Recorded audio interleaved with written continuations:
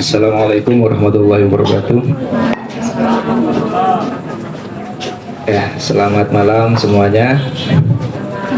Alhamdulillah pada malam hari ini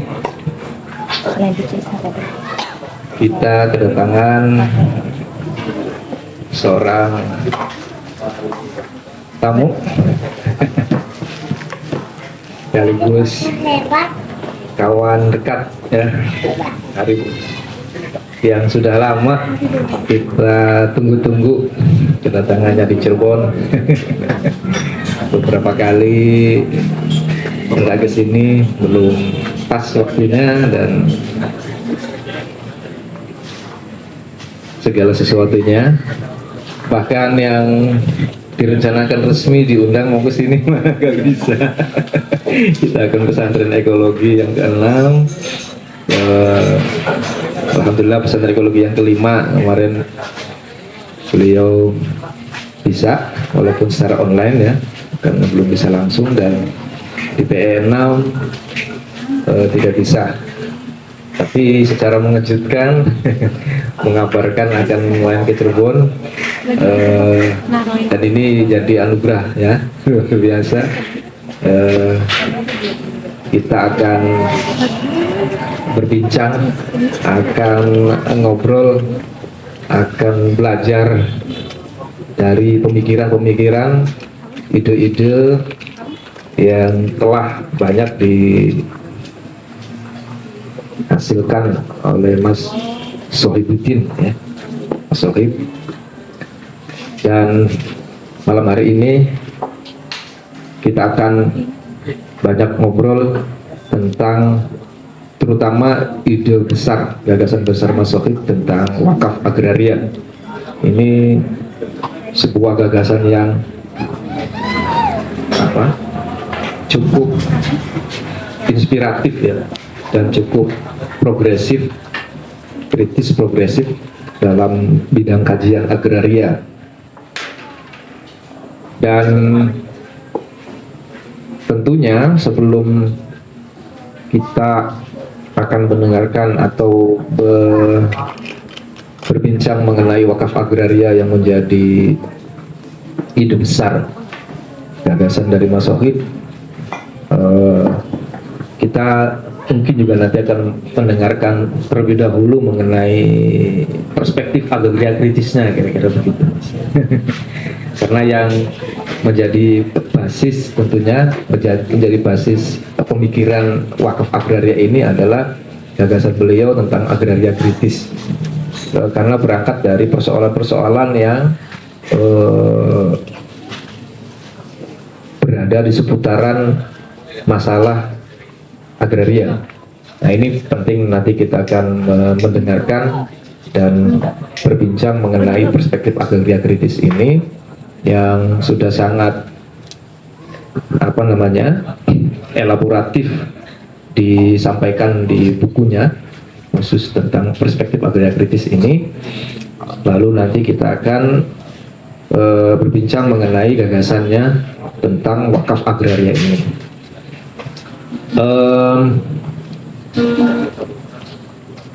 Ya, wakaf agraria ini tentunya berangkat dari persoalan agraria yang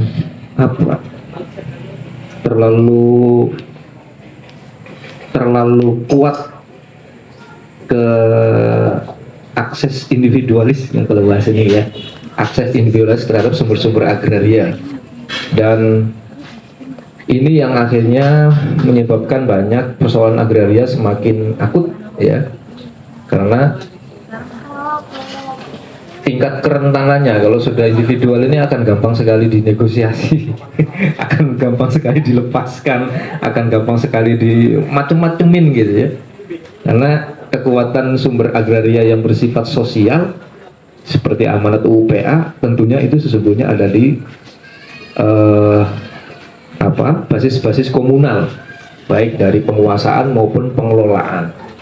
Nah, sayangnya memang komunalisme dalam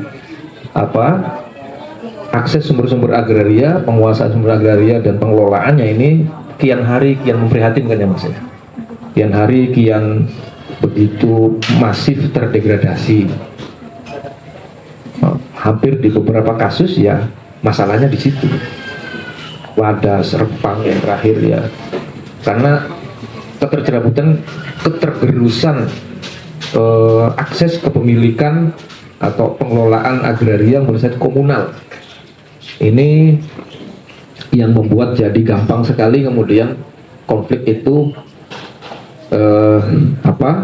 warga dalam hal ini mengalami kekalahan, penguasaan sumber agrarianya berpindah tangan ke para investor atau para penguasa kapital. Nah, ini tentu saja gagasan wakaf agraria ini sangat layak sekali untuk dipertimbangkan, diperhitungkan, dan tentunya bisa diterapkan di berbagai konteks persoalan agraria. Nah, itu nanti saya yakin akan jelas sekali nanti akan disampaikan oleh Mas Sohib tentang gagasan ini.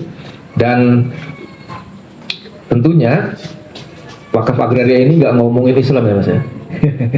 Mungkin berangkatnya dari gagasan keislaman, tapi yang dimaksud Mas Sohib wakaf agraria ini bukan hanya melulu ngomong konteksnya hanya untuk umat Islam, tapi ini konsep bagaimana bisa diberlakukan di berbagai konteks persoalan agraria. Nah, ini penting sekali bagaimana konsepnya nanti.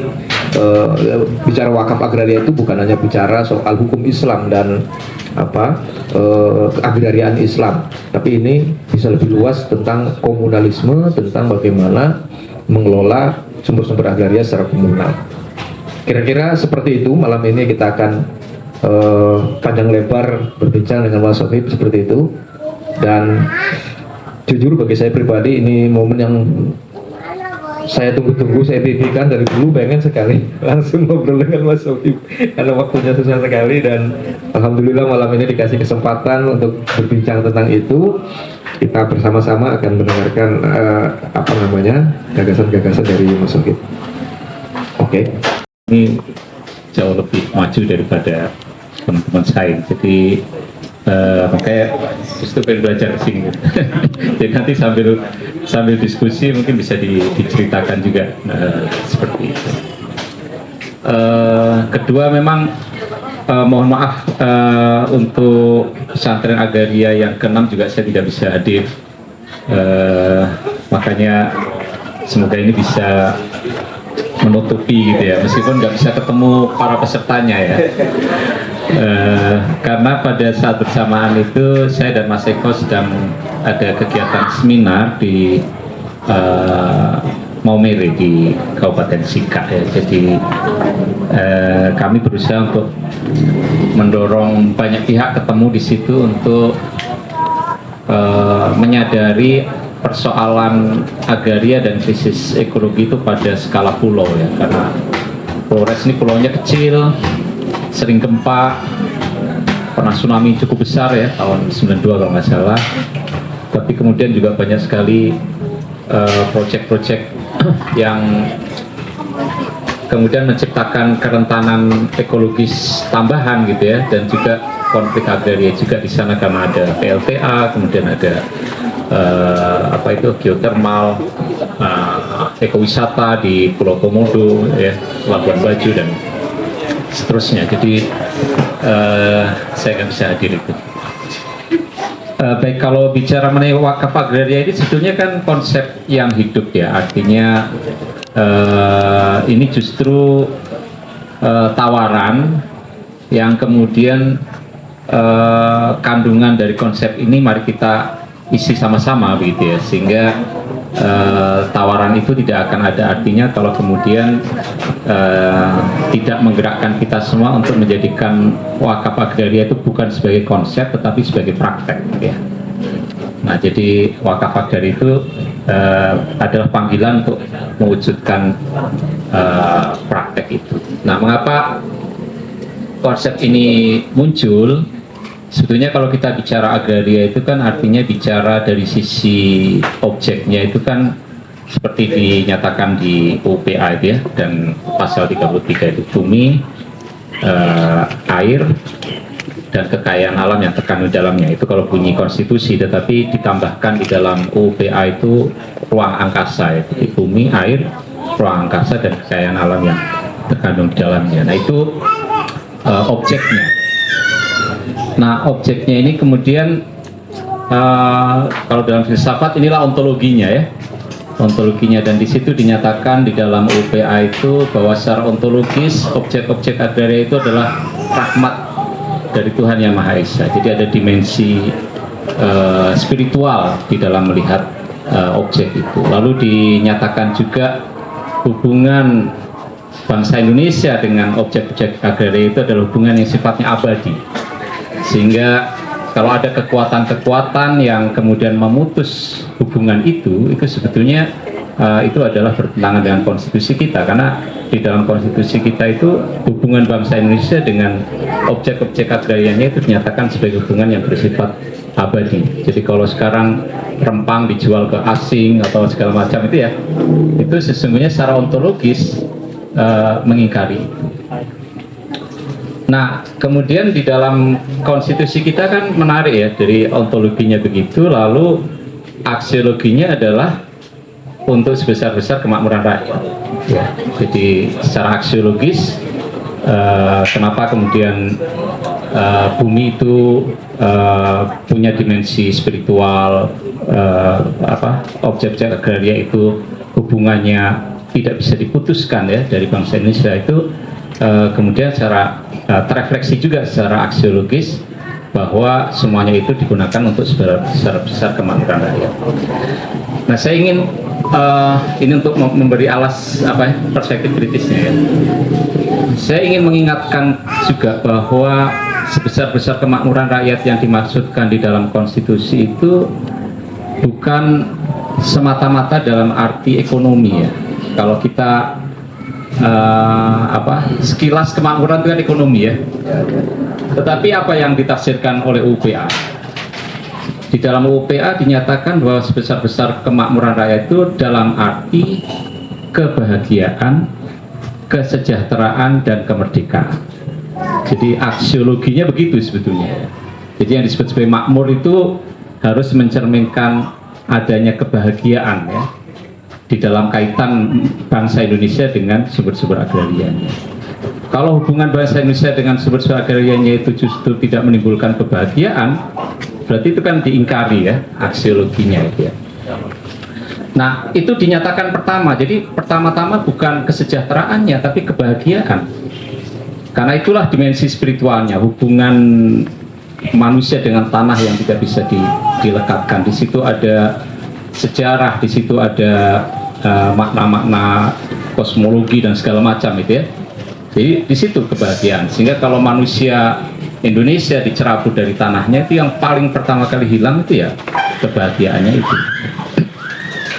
Baru kemudian kesejahteraan, itu berarti dimensi ekonominya ya, dan itu sesuatu yang biasanya kita terima langsung ya kalau kita mendengar kata kemakmuran.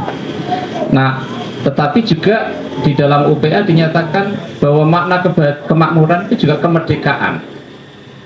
Jadi dimensi kemerdekaan itu melekat di dalam pengertian kemakmuran itu. Jadi nonsen kalau apa artinya ya, kemakmuran itu dijanjikan melalui proyek-proyek infrastruktur dan segala macam, kalau kemudian kenyataannya kebahagiaannya tercerabut. Kemerdekaan untuk punya otonomi ya, mengelola sumber daya alamnya itu dilepaskan gitu ya. Itu kan nonsen ya, janji-janji kemakmuran, tetapi di dalam prakteknya tiga aspek itu, kebahagiaan, kesejahteraan, dan kemerdekaan itu hilang gitu ya. Nah ini punya implikasi mendasar kawan-kawan ya. Jadi kalau ada aspek kebahagiaan yang harus dijamin, itu artinya apa? Ini kemudian masuk kepada kan bunyi pasalnya kan bumi, air, dan kekayaan alam yang terkandung di dalamnya, itu aspek ontologi, dikuasai oleh negara. Ini sebetulnya epistemologi untuk sebesar-besar kemakmuran rakyat, ini aksiologi. Jadi makna dikuasai oleh rakyat, oleh negara itu ya, itu pelaksanaannya harus mampu mewujudkan 3 aspek itu ya. Dan aspek kebahagiaan berarti apa? Berarti negara harus memberikan rekognisi sebetulnya ya. Ya karena itu paling dasar kan itu ya. Jadi ada politik rekognisi negara terhadap penguasaan oleh rakyatnya ya. Lalu kalau kesejahteraan artinya apa? Ada redistribusi, politik redistribusi ya. Dan kalau kita bicara kemerdekaan berarti jaminan otonomi, partisipasi itu juga harus ada di dalam setiap kebijakan terkait dengan agraria. Nah kita melihat 3 hal itu sebetulnya diabaikan ya, sehingga ketika negara selalu mengacu kepada potongan kedua itu ya, dikuasai oleh negara, mereka sebetulnya melupakan 3 aspek dari kemakmuran itu. Bagaimana Anda bisa menyatakan hak menguasai negara itu tanpa melibatkan politik rekognisi, tanpa melibatkan politik redistribusi, tanpa melibatkan politik partisipasi otonomi ya, dimensi kemerdekaan itu. Nah makanya untuk mengcounter HMN itu, hak menguasai negara itulah, makanya sekarang sering di teman-teman itu selalu mengedepankan apa yang disebut sebagai agrarian citizenship gitu ya. Jadi kewarganegaraan agraria itu apa ya, isinya itu selama kita sebagai warga negara diingkari kebahagiaan kita menyangkut sumber-sumber agraria, maka sebetulnya kewarganegaraan kita itu di apa ya, dinegasi ya, dipasung ya. Jadi negara tidak menjamin kewarganegaraan kita menyangkut kebahagiaan di bidang agraria, menyangkut kesejahteraan di bidang agraria, dan menyangkut kedaulatan, otonomi, kemerdekaan di bidang agraria. Nah itu menurut saya falsafah agraria yang mesti diingat kembali ya. Nah bagaimana mewujudkan itu ya? Bagaimana kemudian negara menjalankan hak menguasainya atas sumber-sumber agraria itu supaya 3 hal itu diwujudkan. Nah UPA itu sangat detail memberikan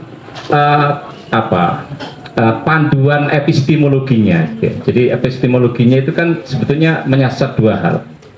Pertama, UPA menekankan idealisme bahwa kalau kita bicara konsideran gitu ya, itu kan jelas sekali kita ingin lepas dari struktur kolonial dan feodal menuju yang baru ya. Jadi itu kan aspek idealnya. Tetapi aspek realisnya, untuk keluar itu struktur kita itu harus dipahami. Jadi harus mengerti, kita harus secara epistemologi harus mengerti apa sih problem agraria kita gitu ya. Nah di situ itu UPA sangat detail ya kalau Anda baca itu ya. Jadi kita punya hubungan yang eksploitatif di dalam lapangan agraria. Kita punya kondisi di mana penguasaan tanah itu didominasi oleh pihak tertentu ya. Sehingga koridor-koridor itu memberikan apa ya, acuan epistemologi sebetulnya bagi negara untuk menjalankan hak menguasainya itu. Yang itu nggak dijalankan gitu loh. Padahal koridornya ada semua itu ya. Eksplisit sekali itu ya, eksploitasi lum parlum di dalam lapangan agraria itu harus ini kan ada beberapa pasal yang sebetulnya cukup eksplisit itu ya. Dan ketika menyatakan itu semua, UPA selalu bilang concern kita itu adalah pada golongan ekonomi yang lemah ya. Jadi bukan etnis apa, kan kadang muncul itu ya, apa ras apa, kadang malah bikin sentimen itu gitu ya. Enggak, bukan begitu. Itu eksplisit dalam UPA. Jadi ketika kita bicara mengenai transformasi dari struktur feodal kolonial ke yang baru itu, kita peduli kepada golongan yang lemah gitu ya. Itu sebetulnya kan Islamis sekali ya. Surah Al-Balad ya. Falak tahamal aqobah, wa ma adraka mal aqobah, fakkur raqobah, au it'amu fi yaumin dzi masghubah. Jadi kita diberi 2 jalan oleh Allah. Mau ngambil jalan yang sulit atau jalan yang mudah. Nah, jalan yang sulit itu apa? Yang harusnya kita ambil, fakkur raqobah ya. membebaskan perbudakan ya, termasuk perbudakan era modern kan dominasi struktural gitu ya. Awit amun qiyamidi masuk. Jadi ini menarik ya, redaksinya itu bukan ita'ut to'am ya, tapi it'am. Kalau ita'ut to'am itu artinya kan karitatif, kita ngasih makanan yang sudah jadi ya, at-to'am ya.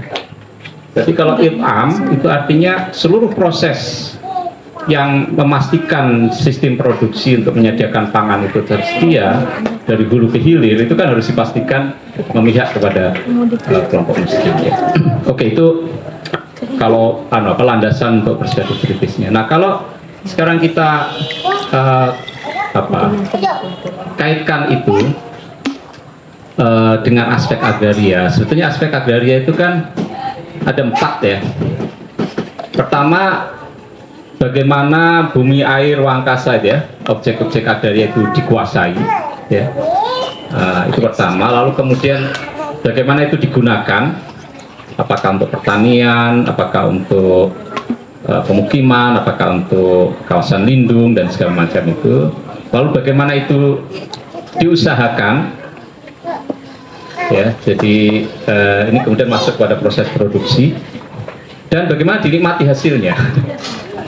Nah, 4 hal ini kan kalau kita mengacu kepada surah Al-Balad tadi kan harus memihak kepada yatim, anda, makrobah, miskinan, anda, masubah ya. Jadi dimensi keberpihakannya ada di situ gitu ya. Nah, memastikan bahwa penguasaan harus seperti itu, penggunaannya juga harus menjamin tata ruang yang berpihak untuk melindungi wilayah kelola rakyat, tidak bias kepada kepentingan pemodal besar gitu ya, sehingga wilayah lindung diterabas, bantaran sungai di ini dan seterusnya itu ya. Lalu bagaimana diusahakannya itu juga memastikan bahwa tidak bias kepada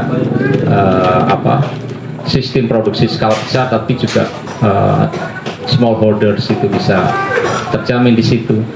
Lalu bagaimana yang terakhir ya, dinikmati hasilnya ini tidak boleh timpang ya. Kan jelas sekali kita di dalam aturan fikih itu mengenai muzaroah, musaqah itu kan prinsip-prinsip untuk menikmati hasilnya itu kan harus adil gitu ya. Kalau tidak kan kita mengambil harta orang lain, itu hal yang sekali.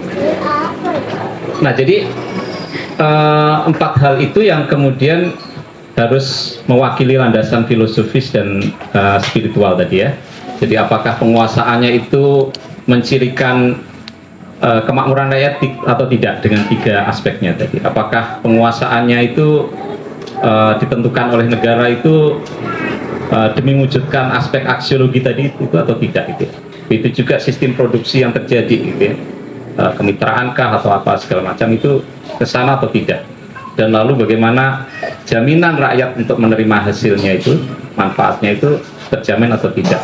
Kadang kita sering bilang kemitraan, tapi nyatanya enggak gitu ya. Nah, ini saya kira yang penting kita sadari. Nah, tapi ini kok jadi panjang sekali tarikannya ya. Belum masuk kok akal agraria. Nah, problemnya kawan-kawan menyangkut 4 hal tadi itu ya. Penguasaan, penggunaan, pengusahaan, dan bagaimana itu dinikmati hasilnya. Itu kita selalu dihadapkan pada kalau kita bicara lebih teoritis ya, ketegangan antara eksklusi dan akses ya. Jadi eksklusi itu kan ada banyak caranya ya. Di dalam salah satu tulisan itu bisa terjadi melalui regulasi, bisa terjadi melalui pasar, bisa terjadi melalui force ya, paksaan, bisa terjadi melalui apa lagi ya, relasi-relasi yang bersifat struktural gitu ya. Dan ketika kita bicara mengenai proses-proses eksklusi itu, pada saat yang sama seperti sekeping mata uang, kita juga kemudian memperhitungkan kekuatan-kekuatan akses dan kekuatan eksklusi ini dua hal yang di situ bundle of power yang lebih menentukan. Jadi bukan kalau Anda punya hak milik gitu ya, lalu lantas kekuatan akses Anda itu menjadi sempurna, menjadi utuh ya, karena ketika Anda punya hak milik individual, pada saat yang sama itu juga ada dimensi eksklusinya ya, karena Anda langsung kemudian terlempar pada sistem kompetisi pasar yang ketika Anda nggak punya hal-hal yang lain itu membuat makin mudah terlepas ya. Jadi dari aspek penguasaan itu juga mudah terlepas ya. Jadi soalnya bukan hanya apakah hak milik itu individual atau komunal ya, tetapi sejauh mana kemudian bundle of power-nya bisa kita wujudkan ya. Begitu juga kalau kita bicara mengenai penggunaan ya, pengusahaan dan dinikmati hasilnya. Nah, wakaf agraria itu satu usulan sebetulnya yang kemudian berusaha untuk mengkontekstualisasi kelembagaan dan norma yang ada di dalam hukum Islam itu untuk mengadres 4 hal tadi ya. Bagaimana penguasaannya itu ditata supaya di satu sisi memberikan jaminan akses dan di sisi yang lain menangkal proses eksklusi, karena akses dan eksklusi ini dua sisi mata uang yang bisa terjadi pada saat bersamaan. Itu juga bagaimana itu digunakan. Wakaf itu juga untuk memastikan bahwa penggunaannya itu tidak dirubah-rubah ya, karena begitu mudah ya sekarang ini lahan pertanian pangan berkelanjutan misalnya ya, itu kan tata guna ya penggunaan, sudah ada perdanya gitu ya, tapi begitu ada investasi itu bisa dirubah dengan mudah ya, RT RW-nya itu, sehingga kita melihat misalnya konversi lahan pertanian itu kan ya rata-rata per tahun mungkin di atas 100.000 hektar ya yang berubah dari sawah ke yang lain, dan kita bisa bayangkan investasi mencetak sawah itu mahalnya minta ampun, dan bahkan investasinya itu bisa lintas generasi ya. Sawah-sawah di sini ini mungkin adalah warisan dari kerajaan dulu ya. Berapa banyak sebetulnya sawah yang dihasilkan oleh Orde Baru dibanding sawah-sawah warisan kerajaan Mataram dan segala macam. Jadi ini warisan leluhur sebetulnya. Tetapi itu begitu mudah untuk dikonversi. Jadi wakaf itu seharusnya juga bisa menjadi bagian untuk merespon itu ya. Karena saya mengasumsikan semuanya udah tahu wakaf ya. Jadi kalau wakaf kan ikrarnya bisa dinyatakan untuk apa, dan ketika itu dinyatakan untuk apa kan dia bersifat konstitutif ya. Ikrar wakaf itu bersifat konstitutif sehingga tidak boleh kemudian dirubah oleh pengelolanya, oleh nadirnya di luar yang ditentukan itu. Itu juga untuk pengusahaannya dan dinikmati hasilnya. Karena dengan ikrar wakaf itu si wakif bisa menentukan bahwa mauquf alehnya adalah pihak-pihak ini gitu ya. Jadi siapa yang menikmati hasilnya sebenarnya bisa ditentukan dari situ ya. Mauquf wakif juga bisa menentukan bahwa tanah ini digunakan untuk tanah sawah ya. Itu kan kaitannya dengan tata gunanya dan seterusnya. Nah, jadi kenapa wakaf agraria itu dimunculkan adalah dalam rangka itu tadi ya, memastikan bahwa kemakmuran sebesar-besar kemakmuran itu terwujud dalam ketiga aspeknya. Dan itu menyangkut 4 hal tadi ya, bagaimana tanah itu dikuasai, artinya kemudian dari penguasaan individual menjadi the commons lagi ya. Jadi wakaf itu kan mengembalikan milik pribadi menjadi milik Tuhan. Milik Tuhan itu artinya dia menjadi sumber daya bersama lagi. Ya, jadi itu dari sisi penguasaan, lalu dari penggunaannya wakif bisa menyatakan ini untuk apa gitu ya.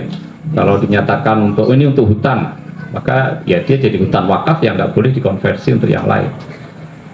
Kalau kita bisa mengamankan wilayah-wilayah di pesisir itu ya, untuk jadi zona penyangga supaya tidak digerus gitu ya, sepanjang tanaman bakaunya itu kita nyatakan, pesisirnya itu kita nyatakan sebagai hutan bakau wakaf ya, wakaf bakau. Itu kan nggak boleh dirubah itu ya. Dan itu dijamin oleh undang-undang wakaf ya. Bahkan merupakan tindakan kriminal mengubah peruntukan wakaf itu ya. Nah itu jadi itu. Nah tetapi lagi-lagi ini tidak akan ada artinya kalau wakaf tidak menjadi gerakan. Ya. Karena apa? Karena ini bukan soal bundle of power ya. Orang bisa juga menggunakan wakaf untuk mengakumulasi kekayaan, seperti banyak terjadi di Pakistan kan. Dan itu sempat menjadi perdebatan ramai ketika salah satu program untuk melakukan land reform kemudian digugat karena itu masuk ke tanah wakaf, padahal sebetulnya itu adalah wakaf dari kaum feodal, diwakafkan wakaf ahli sehingga mengamankan kepentingan keluarganya itu. Jadi ketika pemerintah menjalankan wakaf itu, jadi wakaf itu juga bisa problematik gitu ya. Jadi bukan wakaf per se ya, tetapi bagaimana dia menjadi gerakan untuk kita tadi itu mengamankan tanah-tanah yang terlalu kecil sehingga dia tidak memenuhi economic scale ya. Ya kalau tanahnya cuma 0,1 hektar modalnya jauh lebih besar ketimbang hasilnya gitu ya. Tetapi kalau tanah-tanah kecil itu bisa dikonsolidasi yang sehamparan gitu ya, lalu disepakati sama-sama kita organisir, ayo kita join wakaf sehingga ini konsolidasinya lebih luas, lalu kita bentuk nadir yang nantinya bisa mengoptimalkan usaha itu, manfaatnya kembali kepada pemilik tanah semula gitu ya. Nah, jadi dia kemudian skala usahanya bisa lebih tinggi ya, dan bisa dimanfaatkan secara optimal. Karena apa? Karena memang merupakan satu keharusan juga untuk kita itu memperhitungkan ya, siapa sih yang tetap harus bekerja di on farm, yang dengan sendirinya nggak bisa banyak. Karena lahannya kan segitu saja, tetapi kalau tenaga kerjanya terlalu banyak di sektor on farm, pasti terjadi involusi itu, kecil-kecil gitu ya, berbagi kemiskinan gitu kan. Tetapi kalau kita konsolidasi ini, lalu kemudian di on farm itu ya tentu siapa yang masih bagus di situ ya, begitu. Tapi kemudian dari situ kita ciptakan aktivitas ekonomi yang lebih produktif, lalu ada pengolahannya, ada industrialisasi pedesaan, ada hilirisasinya, maka akan banyak tercipta tenaga kerja baru yang tidak semuanya ngerumpel di on farm. Nah, wakaf memungkinkan untuk itu kalau dia bisa menjadi satu gerakan. Tetapi kalau wakaf hanya menjadi skema yang biasa saja, hanya kita terperangkap pada aspek normatifnya saja, ya ini baru bicara mengenai bundle of right, belum bicara mengenai bundle of power. Jadi itu makanya wakaf agraria itu pesannya adalah sebuah gerakan, bukan sekedar oh ini kayaknya satu alternatif baru nih gitu. Kita ini enggak, dia harus jadi gerakan, karena wakaf agraria ini tadi itu dia bukan hanya soal penguasaan, tapi bagaimana penggunaannya, pengusahaannya, dan distribusi manfaatnya itu kita tata. Sehingga di dalam ikrar wakaf itu juga harus clear kita, siapa sih mauquf alaihnya itu. Kalau kita punya dimensi keberpihakan kan mauquf alaihnya juga harus jelas gitu ya. Jadi kira-kira itu sehingga isi dari wakaf agraria ini sangat kontekstual. Bagaimana itu diwujudkan di masyarakat pesisir ya, bagaimana itu diwujudkan dalam masyarakat perkotaan. Di slum area misalnya ada problem mengenai akses terhadap perumahan ya. Kalau kita bisa konsolidasi tanah, kemudian bikin rusun menjadi wakaf produktif, di mana misalnya rusunnya 50 unit hunian, oke, mungkin 25 komersial kita sewakan, tetapi itu kemudian untuk menghidupi pemeliharaan itu, sehingga 25 sisanya itu wakaf untuk masyarakat miskin yang tunawisma misalnya ya. Itu wakaf agraria juga gitu ya, dalam konteks perkotaan. Jadi dia gerakan ya. Kira-kira itu sih pesannya Gus. Kenapa wakaf agraria itu jadi ini terbuka untuk diisi ya, dan kita bisa mendiskusikannya untuk konteks masalah agraria yang terjadi di tempat-tempat tertentu. Kira-kira begitu untuk memantik. Kalau panjang ya.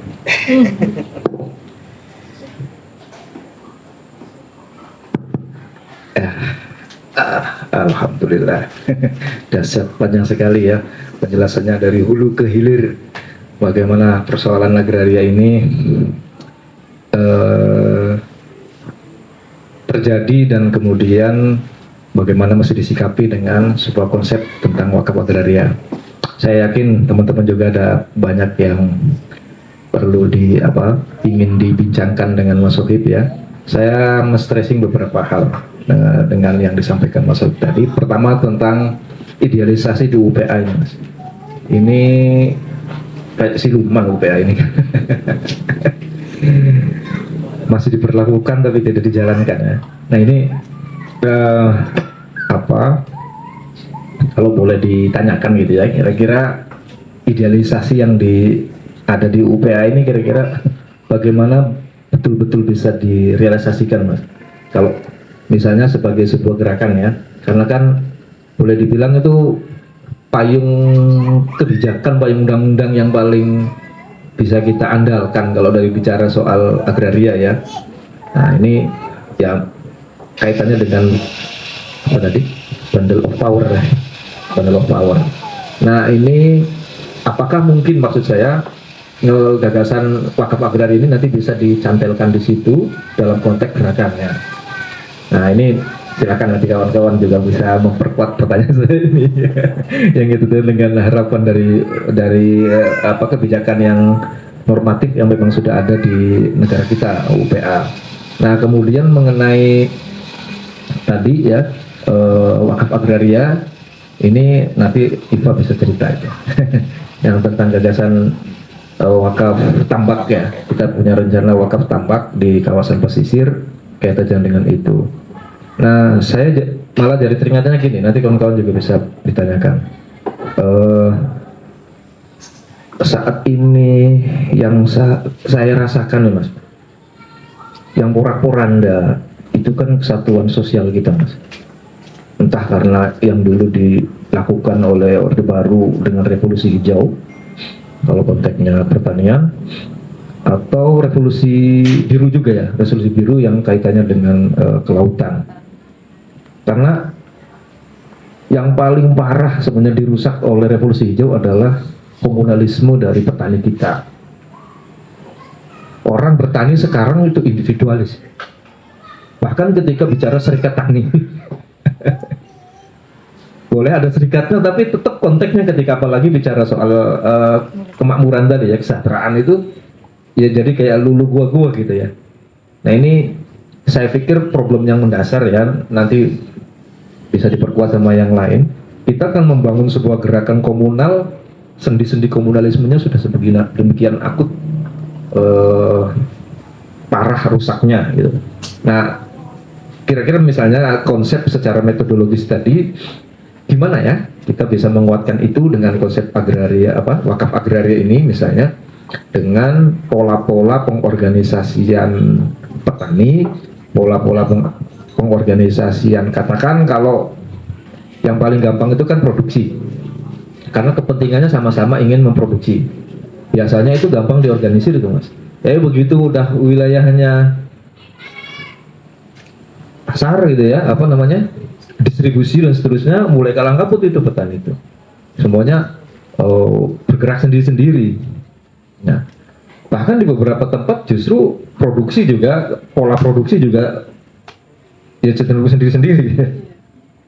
Kelihatannya serikat, tapi ketika pengelolaan segala macam tetap sendiri-sendiri. Nah ini dari sisi aspek sosialnya mungkin problem yang terkait bagaimana gagasan wakaf agraria ini nanti akan bisa diwujudkan. Itu sih yang bisa saya stressing dari yang tadi disampaikan, yang mungkin nanti bisa dipertajam lagi ya. Saya persilakan teman-teman kalau ada yang mau menanggapi, komentar, bertanya juga ya, monggo silakan. Terima kasih. Assalamualaikum warahmatullahi wabarakatuh. Waalaikumsalam. Ya kebetulan ini tadi saya dari dulu memang penasaran ya dengan karyanya Mas Sohib ini, tapi belum sempat baca.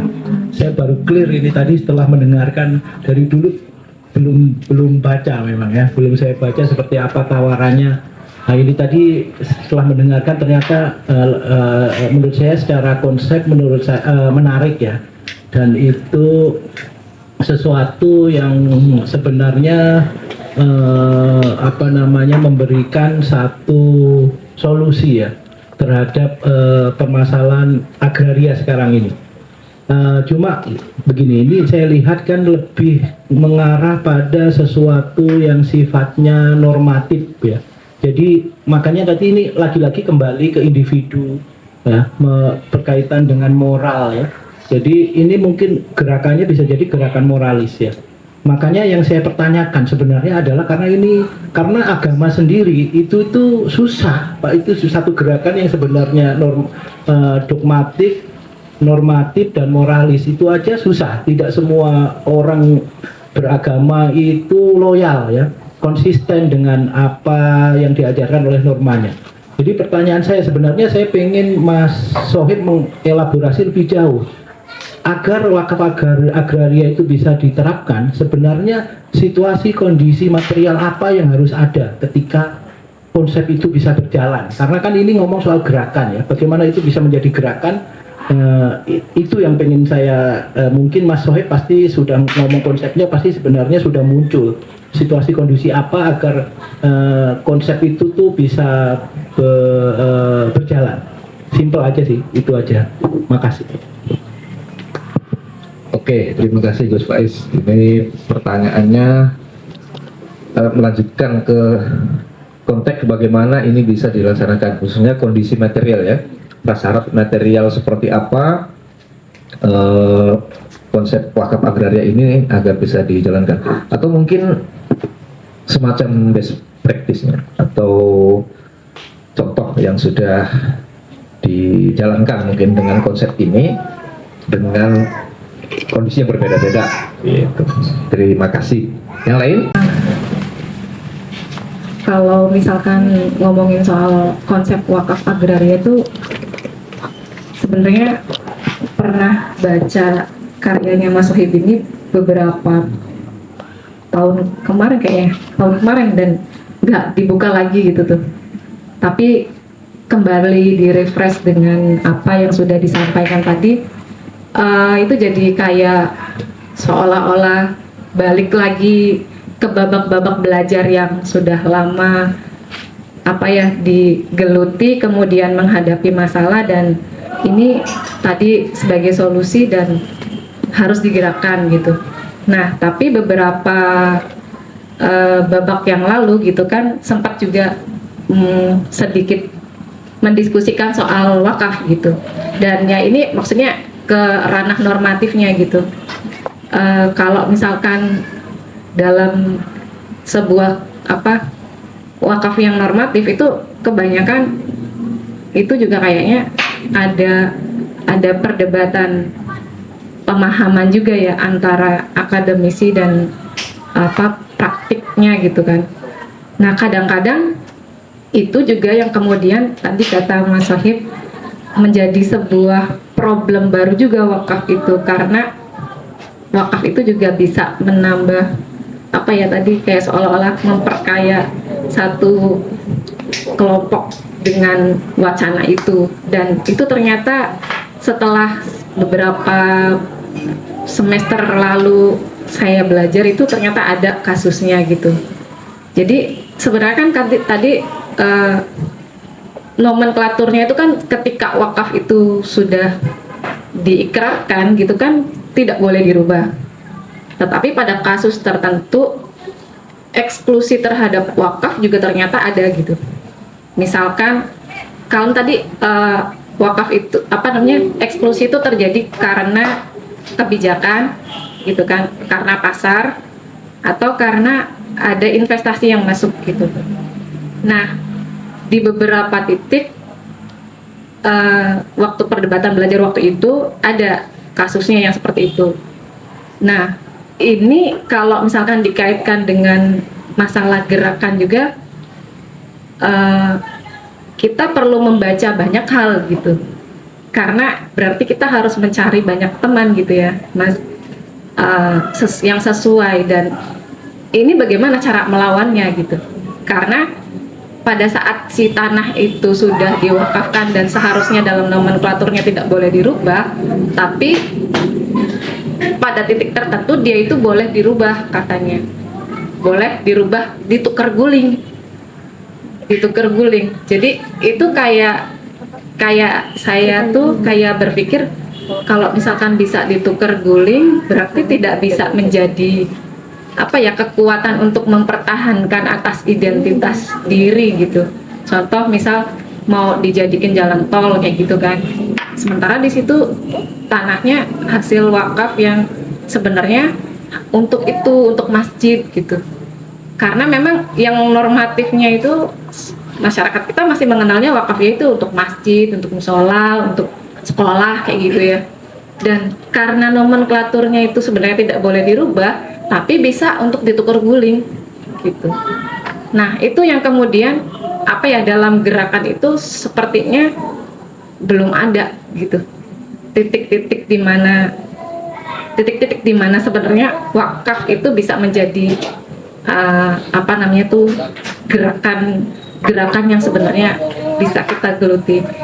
Nah balik lagi ke titik itu berarti kalau misalkan seperti kita yang sudah belajar ada eksklusi di balik apa namanya agraria itu, yang seperti apa seharusnya jangan sampai nomenklatur dasar dari wakaf itu bisa ditukar guling lah, bisa diapalah kayak gitu.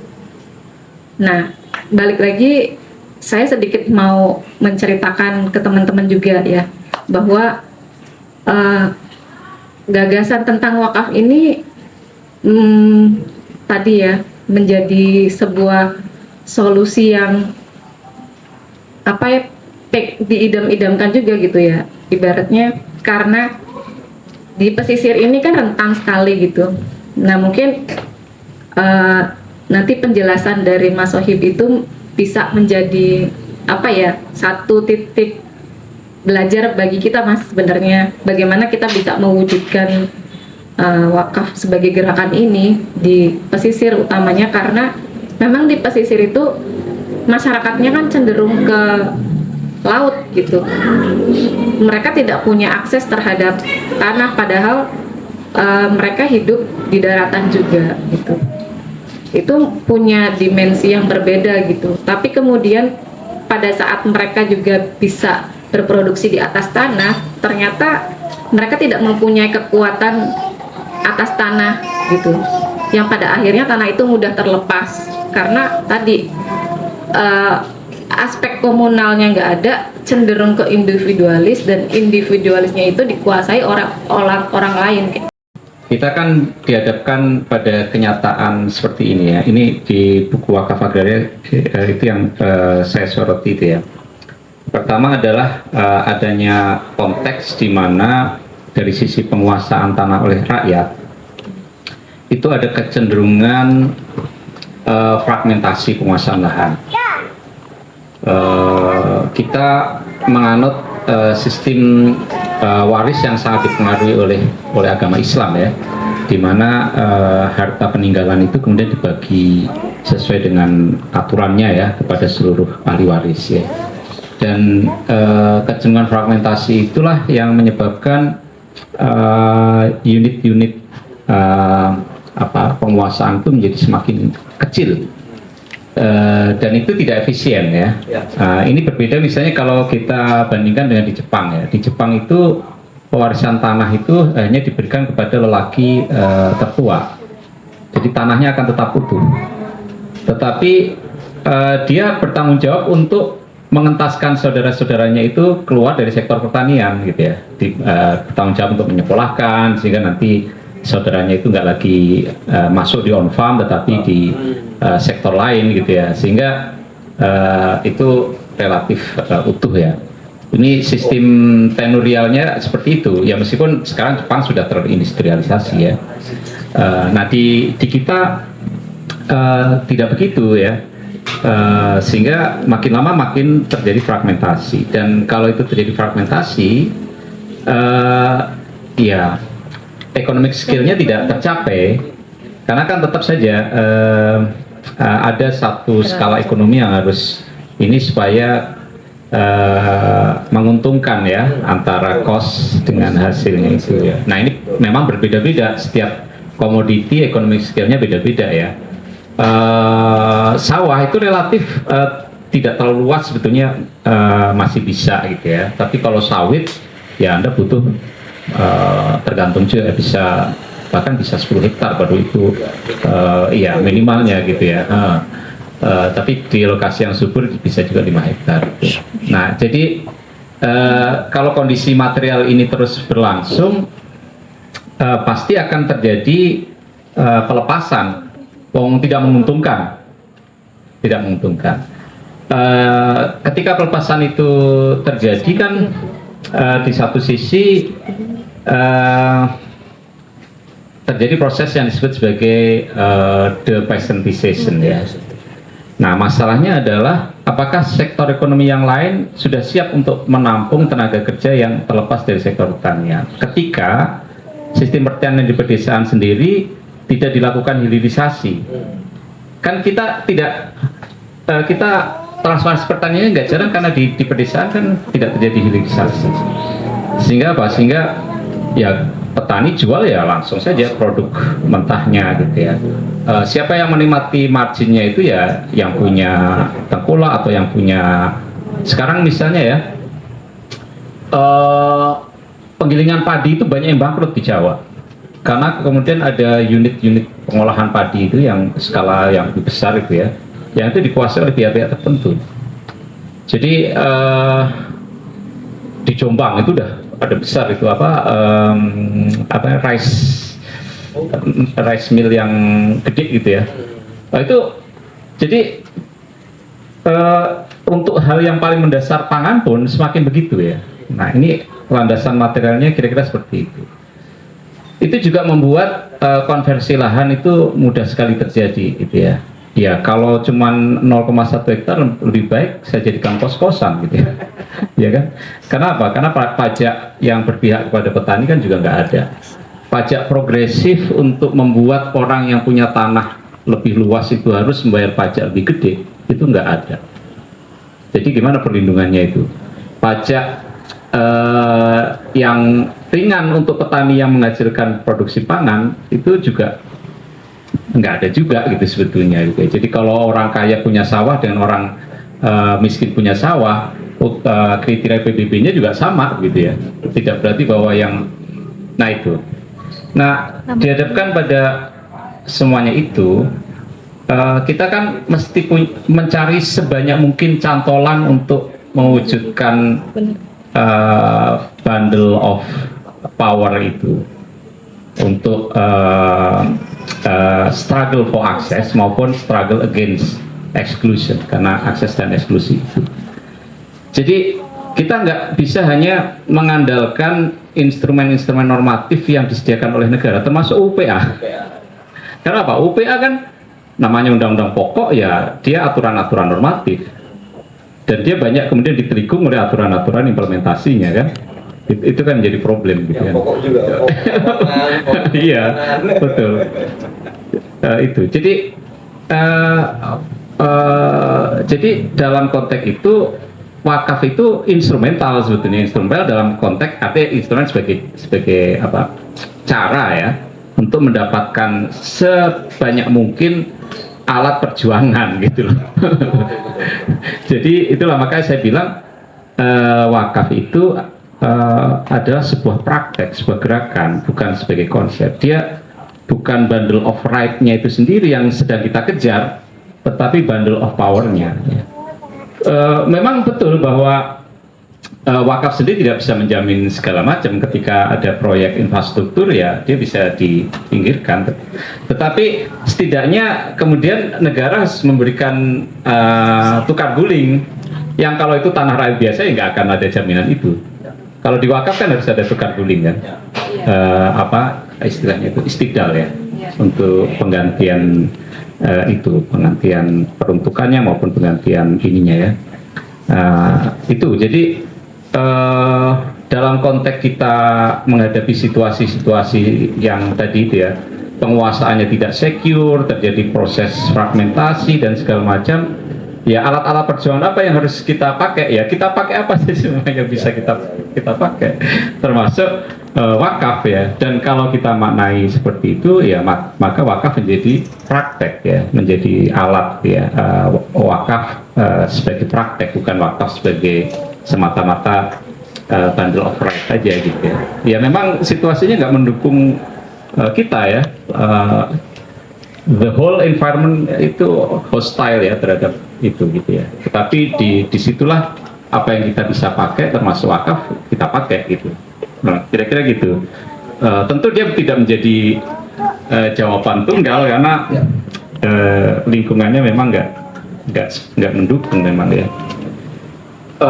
Nah itu dari sisi dia untuk alat untuk mengamankan. Nah dari sisi dia alat untuk bisa melakukan pengelolaan ya. Kita juga mesti menyadari bahwa kita hidup di masa filantropi sosial itu sekarang bangkit di kalangan kaum menengah muslim gitu ya. Masanya siapa yang memanfaatkan itu gitu ya? Yang memanfaatkan ATC yang digunakan untuk nggak tahu apa gitu ya. Sementara kekuatan-kekuatan yang progresif ini nggak pernah mau menoleh itu gitu ya. Iya kan? Nah sehingga ya jadinya kayak ATC dan segala macam itulah yang terkenal gitu ya. Yang mungkin dia bisa menjual Palestina tapi digunakan untuk apa gitu kan ya. Nah itu. Nah sehingga kalau kita kemudian bisa menggalang filantropi Islam itu di kalangan kaum muslim menengah perkotaan yang sedang bangkit ya, maka kita bisa mengembangkan seperti tadi itu ya, kita dihadapkan pada konteks di mana penguasaan tanah itu justru dimiliki oleh orang luar ya. Memang jadi sulit kan begitu ya. Tetapi mungkin juga kita bisa menggalang seperti yang dilakukan oleh teman-teman hutan wakaf ya. Memang ini lebih gencar di gerakan konservasi. Jadi mereka itu berhasil menggalang filantropi itu untuk membeli lahan-lahan, misalnya di Aceh itu ya, di Aceh itu di Krung Aceh, di hulunya di Jamto di Aceh besar. Itu kalau tidak ditangkal dengan wakaf, merangsek tuh sawit sampai ke dalam itu. Jadi memang seperti dibarikade oleh teman-teman pecinta lingkungan itu dengan hutan wakaf itu. Jadi mereka membeli tanahnya. Jadi mereka tawarkan siapa yang paket membeli tanah per meter persegi misalnya 400.000 kah atau siapa yang mau wakaf pohonnya, bibitnya, siapa yang mau wakaf untuk alat-alat untuk nursery-nya, perbenihannya gitu ya. Jadi kalau kita punya bayangan ini dikelola oleh apa, maka komponen-komponennya itu sebetulnya bisa digalang juga dengan wakaf gitu ya. Jadi misalnya kita mau bikin gudang, maka kita butuh ini itu bisa digalang dengan wakaf atau dengan ZIS ya, zakat infak sedekah gitu ya. Jadi dalam perspektif kesatuan itu kita mengamankan penguasaannya, memastikan model bisnisnya seperti apa, itu juga bisa digalang dengan filantropi Islam itu, entah wakaf, entah zakat, entah infak sedekah gitu ya, itu ya. Ya artinya apa? Artinya instrumen-instrumen keagamaan itu kan mesti kita manfaatkan juga untuk perjuangan ya. Kira-kira kan gitu kan ya. Bahwa dia tidak satu-satunya iya ya. Ada juga problem wakaf sih nggak aman juga ya, memang iya gitu ya. Tapi apa sih yang aman di kita itu kan? Jadi ya kita pakai apa aja lah yang bisa mengamankan gitu kan gitu. Pertanyaannya kita kan tidak berada dalam situasi ideal gitu ya. Jadi maka itu sebetulnya wakaf itu sebetulnya bagi saya lebih sebagai satu gerakan, bukan konsep apa istilahnya, konsep yang sekali jadi ya, yang kita bisa taken for granted. Dia harus diisi, harus dikembangkan ya. Dengan situasi material yang tadi yang diceritakan di pesisir itu kayak begitu. Nah, ketika kita sedang berupaya untuk membalikkan krisis itu, apa sih yang bisa kita lakukan dengan wakaf itu? Apa yang bisa kita lakukan dengan cara lain gitu ya? Saya kira itu yang harus diisi gitu ya. Kira-kira itu sih. Mungkin juga nggak menjawab ini. Mungkin ini Mas yang terakhir tadi. yang Produktif. ya, yang terakhir tadi soal produktif ya. Kan biasanya kan nanti kalau wakaf itu untuk akhirat gitu ya, masjid, musola, pesantren, seterusnya. Nah kalau basisnya untuk produktif ya, untuk ekonomi, lahan digarap untuk apa namanya kepentingan ekonomi, itu kira-kira gimana konsepnya? Iya, ini memang kita harus harus mengajak banyak pihak ya, untuk supaya ini bisa model bisnisnya ini bisa kita rumuskan dengan cara yang menarik dan kita tawarkan kepada kaum menengah kota yang ya jangan diajak mikir ya terlalu berbeda ini, tapi puzzle-nya itu untuk merangkai yang besar tadi. Nah, puzzle-nya ini kita tawarkan dengan gaya yang dengan bahasa yang lebih mudah itu. Misalnya begini ya, sekarang kan problem mengenai fragmentasi lahan pertanian itu kan juga menjadi concern dari pemerintah juga sebetulnya. Makanya ada dan konversi lahan ya. Makanya ada lahan pertanian pangan berkelanjutan gitu ya. Nah, itu kan untuk mengamankan supaya tidak terjadi konversi, sehingga ketika ditetapkan dalam tata ruang ini masuk di dalam lahan abadi itu ya, maka ya nggak boleh dikonversi gitu ya. Tapi kan nggak cukup begitu ya sebetulnya ya, kan harus ada mekanisme insentif juga untuk di situ dan segala macam itu. Nah, lalu untuk mencegah fragmentasi itu kan sekarang Kementerian Pertanian itu punya program mengenai korporasi petani. Tapi ini kan lagi-lagi akan mengulang revolusi hijau kan, di mana konsep revolusi hijau maupun korporasi petani itu ya tidak sensitif terhadap perbedaan kelas gitu ya, yang ada di situ gitu ya. Nah, sehingga dari sisi penguasaan tadi itu wakaf itu bisa menjadi cara untuk konsolidasi pertanian di antara lahan-lahan yang kecil itu. Ini kan perlu bahasa yang ini juga kepada petani ya, karena selama ini wakaf itu seolah-olah kan menyerahkan, jadi hilang ya. Padahal kalau kita bisa memberikan penjelasan yang tepat, sebetulnya adalah ketika Anda mewakafkan secara bersama dan dikelola dalam unit yang lebih besar, yang dipastikan adalah hasilnya itu kembali ke Anda gitu ya, dan berkelanjutan, karena meskipun Anda tidak lagi menggarapnya gitu ya, karena ini dikelola menjadi lebih profesional dengan tadi itu ya, yang di on farm jangan terlalu banyak, harus diantarkan ke yang lain gitu ya. Itu bagi hasilnya tetap kembali kepada Anda gitu ya, dan itu karena wakaf diikat di dalam ikrar ya akan terus begitu. Kalau Anda sudah meninggal jatuh kepada anak Anda gitu dan seterusnya gitu ya. Nah, dari sisi penguasaan itu kan harus digalang tuh ya, konsolidasi itu, sehingga yang kecil-kecil, yang tidak efisien, yang nanti kalau diwariskan menjadi lebih kecil lagi dan akhirnya dijual, supaya bisa dibagi kan dijual aja.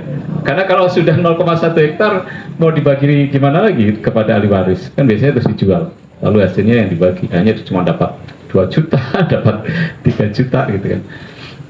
Itu lalu kalau kita bayangkan hulu hilirnya, misalnya komponen pembiayaan pertanian untuk alat-alat pertaniannya kan kita bisa kemas gitu ya, supaya siapa yang mau wakaf traktor ya, siapa yang mau wakaf untuk pembangunan irigasi, siapa yang mau wakaf untuk ya beberapa ini yang lain ya. Lalu kalau kita masuk pada sisi pengolahan, wakaf untuk penggilingan padi kah, wakaf untuk apa gitu ya. Nah, itu apa ya, model bisnis dari hulu ke hilirnya memang harus kita bayangkan. Lalu pada setiap tahapan itu bisa kita pretelin untuk dibikin gerakan wakafnya sebetulnya. Nah, sehingga itu nyatu gitu ya. Dan biasanya kan kalau di Facebook dan segala macam, kalau kita lihat iklan itu kan memang yang dijual tuh nestapanya orang kan ya. Nestapanya orang. Nah, kira-kira bagaimana itu saya sendiri nggak punya ilmunya itu ya. Tetapi kan kita butuh, makanya tadi menjalin siapa yang udah biasa seperti itu ya. Misalnya kalau kita pelajari ya, dompet duafa dan segala macam itu ketika dia ingin menggalang wakaf ternak itu kan yang dipromosikan bukan ternaknya itu, tapi peternaknya yang nestapa segala macam itu yang dijual kan. Lalu ada testimoni, dia bikin video singkat kayak gitu. Ya kadang memang nggak, menurut kita juga nggak manusiawi sih, tapi begitulah dunia ini ya. Nah, kira-kira gimana itu ngemasnya? Saya sendiri nggak punya ilmunya itu, yang ahli komunikasi yang tahu begitu.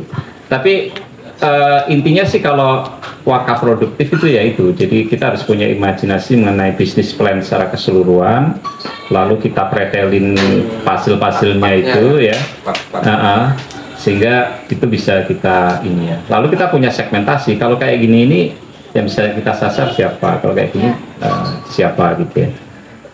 Ini bukan jawaban to the point, tapi memberi ilustrasi saja, kira-kira begitu gitu. Mungkin gitu ya, misalnya kalau itu diterjemahkan ke dalam konteks tambak misalnya itu saya proses produksi tambak nggak terlalu paham sih, tapi kalau nanti kita belajar sama-sama juga nanti kita petani gitu ya, untuk itu sehingga industri tambak itu seperti apa ya, kira-kira gitu.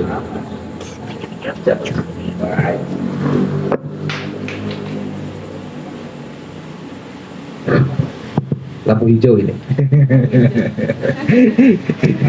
Salam sama saya nanti gitu ya. Coba harap tambak. Tapi memang ya kami sangat berharap Mas, kalau nanti bisa lebih intens, mungkin Mas Wahid nanti sering lihat tambak. Nah, berapa 72 km ya Kabupaten Cirebon? Ada pantainya.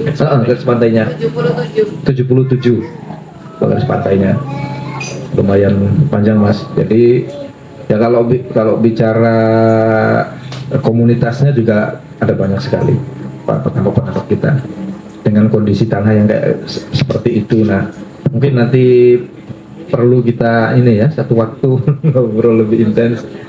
Kalau misalnya mau kita ya kalau kami sih lagi mencoba bereksperimen bagaimana menggagas tadi itu wakaf tambak yang sudah kita mulai di Losari, buka gudang juga, sudah buat gudang 25 hektar sedang coba kita dampingi. Nah ini tapi belum sampai ke arah tambak-tambak sana, ke wakaf belum ya, karena itu problem di soal penguasaan yang soal tadi itu, penguasaannya itu Mas, yang kader itu. Soalnya kan gini Mas, kalau kalau ngomong komunal penguasaan itu kok imajinasi warga kok agak sulit gitu, karena kan kalau sudah tambak itu ya punya si A, punya si B, punya si C. Jadi kalau bicara oh ini milik bersama Pak, kemudian ini kita kelola bersama, itu kayaknya imajinasi itu memang nggak ada gitu. Entah dalam bentuk wakaf, apalagi wakaf ya, mungkin mereka belum mengerti konsepnya. Koperasi lah katakan misalnya, yang atau serikat itu kan sebenarnya bukan pengelolaan lahan Mas secara bersama-sama, nggak ada itu. Misalnya ini milik serikat 50, itu kan nggak sebenarnya. Yang milik individu A, B, C dan seterusnya, tapi mereka berserikat gitulah untuk bahkan yang lebih parah kan hanya untuk misalnya ketika mau ada bantuan dan seterusnya. Penggarapan, pengelolaan lahan, penguasaan tetap individual gitu, walaupun serikat. Jadi memang ini problem menurut saya ya, kayaknya ini problem mendasar di soal penguasaan tadi itu. Sulit sekali untuk bisa mengatakan penguasaan komunal, kecuali kelompok-kelompok masyarakat adat dan seterusnya. Kalau non masyarakat adat kok kayaknya imajinasinya agak susah Mas. Mungkin gimana itu? Iya, memang tadi itu ya, cara pertama untuk menghasilkan harta wakaf itu kan menggalang sumber lain untuk membeli tanah wakaf itu. Nah, sumber lain inilah filantropi tadi. Itu yang dilakukan oleh teman-teman hutan wakaf, ya, hutan wakaf itu. Jadi menggalang filantropi untuk menghasilkan hutan wakaf. Dan itu ketika jadi kisah suksesnya bergulir terus. Gitu. Jadi memang perlu kita mulai dari kecil dulu. Kalau itu jadi itu bisa memanggil orang lebih luas lagi. Itu pertama. Jadi memang pengadaan harta wakafnya memang melalui cara jual beli memang. Ya harus ada contohnya. Kalau kita mau itu membesar harus ada contohnya yang jadi dulu gitu ya. Cara yang kedua, ini juga menarik di mana itu dilakukan melalui skema wakaf. Itu orang yang menjual bisa dua hal. Ketika kita bilang itu untuk wakaf, itu dia bisa membuat harganya lebih murah ya, karena dia merasa oh ini bukan untuk sesuatu yang duniawi ya, tapi itu. Atau kedua, kita bisa tawarkan, oke, ini harganya 20 juta. Bisa nggak Bapak menjualnya 10 juta, 10 jutanya adalah wakaf Bapak. Jadi dia tetap dapat uang karena dia butuh ya. Tapi kemudian juga dia ikut berkontribusi juga di dalam menghasilkan hutan wakaf itu, sehingga ya tentu pahalanya kan terus mengalir ya, kan panggilan keagamaan mau nggak mau juga sebetulnya itu ya. Jadi kalau kita membelinya dengan cara biasa, dengan kita membelinya dengan cara wakaf, itu juga bisa beda, sehingga orang juga terpanggil untuk oke, saya tidak akan menurunkan harganya 40 juta ini misalnya ya, tapi 20 jutanya ini wakaf saya ya, gitu ya. Sehingga dia bertransaksinya kepada Tuhan. 20 jutanya bertransaksi dengan cara pasar gitu ya. Itu hal yang lain ya. Dan itu memang ada juga yang kayak gitu. Jadi ketika dia tahu ini digunakan untuk wakaf, itu jadi beda gitu. Nah, lalu yang berikutnya, menurut Syafi'i sih memang nggak boleh ya wakaf mu'aqqad itu, wakaf berjangka itu. Tetapi di dalam undang-undang wakaf itu kita mengadopsi Hanafi, sehingga wakaf mu'aqqad itu dijamin gitu ya. Nah, kalau di beberapa desa yang kita temui nanti, kita kenal penguasa-penguasa tanahnya itu, dan kita lihat dia cukup dermawan. Oke, Bapak nggak mau menjualnya gitu ya, tapi bisa nggak ini wakafkan 5 tahun aja untuk memberdayakan masyarakat di situ gitu ya. Itu juga satu pendekatan. Artinya apa? Artinya skema wakaf itu bisa menyediakan cara-cara lain untuk pengadaan harta wakaf gitu ya, baik yang sifatnya permanen maupun yang berjangka waktu gitu ya. Sehingga kalau orang-orang seperti itu bisa didekati ya, mungkin kalau dia nggak mau melepas ya paling nggak wakaf berjangka lah ya, itu gitu ya. Nah itu juga satu cara yang melalui wakaf itu bisa dilakukan, dan itu tidak bisa dilakukan dengan cara yang lain ya. Yang lain kan ya tentu pasar sebetulnya ya. Nah ini kan memang ada panggilan yang berbeda gitu ya. Jadi kira-kira bisa disiasati dengan begitu ya. Ya ini memang kita berpikir dengan sesuatu yang di luar ini ya, karena memang dunianya sekarang ya tadi itu individualis dan segala macam personal, ya kira-kira gitu. Oh ya, terus kemudian itu dari sisi pengadaan ya. Lalu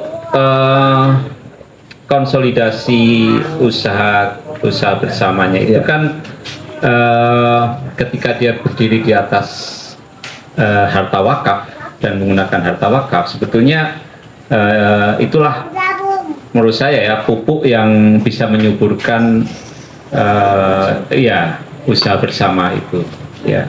Ya memang harus dicoba sih. Saya nggak tahu jawabannya juga ya, tapi kalau kita bisa memulai itu misalnya yang hutan wakaf di Aceh itu sekarang menjadi hutan pendidikan konservasi untuk mahasiswa-mahasiswa di Banda Aceh, karena relatif tidak jauh gitu ya. Nah kesannya kan kalau hutan itu tidak produktif, ya kan? Karena ya udah begitu hutan. Iya.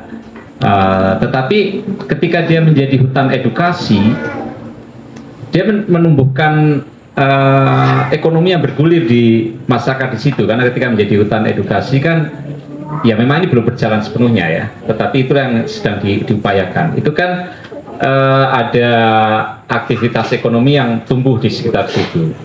Lalu yang hutan wakaf di Bogor.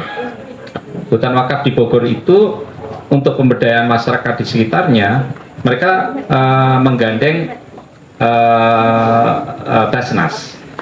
Iya, jadi untuk pemberdayaan masyarakatnya pakai Basnas, untuk pengadaan harta wakafnya pakai wakaf. Jadi ada beberapa kelompok yang dibiayai Basnas itu, sehingga hasil hutan non kayunya itu bisa dioptimalkan. Meskipun kemudian banyak kelompoknya ini kemarin gagal ya, tapi kegagalannya bukan karena skemanya tidak benar, tetapi kemudian karena banjir dan longsor, sehingga usahanya itu banyak yang terkena, bahkan rumahnya banyak yang hancur ya, tertimbun.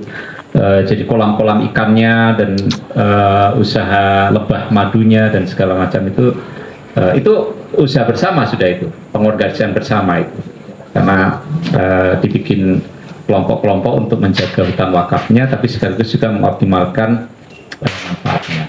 Di hutan wakaf itu karena penggeraknya teman-teman IPB ya, yang mengenal silvikultur, itu juga kombinasi antara tanaman kayu dengan tanaman yang punya nilai ekonomi itu juga sangat diperhatikan. Sehingga misalnya jengkol ditanam gitu ya, lalu durian selain tanaman-tanaman kayu gitu ya. Nah itu pemanfaatannya juga oleh masyarakat sekitar. Jadi masyarakat sekitar diorganisir untuk bisa nantinya dalam jangka panjang memperoleh manfaat ekonomi dari hutan wakaf itu. Ya meskipun sekarang belum berbuah sih, karena baru kan hutan wakaf di Bogor itu baru mungkin sebelum COVID ya, 2019 mungkin ya. Sebagian malah agak belakangan karena belinya kan Di mana ini? Daerah mana? Di kecamatan mana aku lupa. Mahasiswa saya penelitian di situ untuk skripsinya. Apa namanya aku lupa saya. Nggak tahu Mas. Nah ini yang inisiatornya dosen di Ekshar IPB, dan dia dekat dengan kelompok-kelompok yang ya semacam ACT itu lah ya. Jadi lebih paham untuk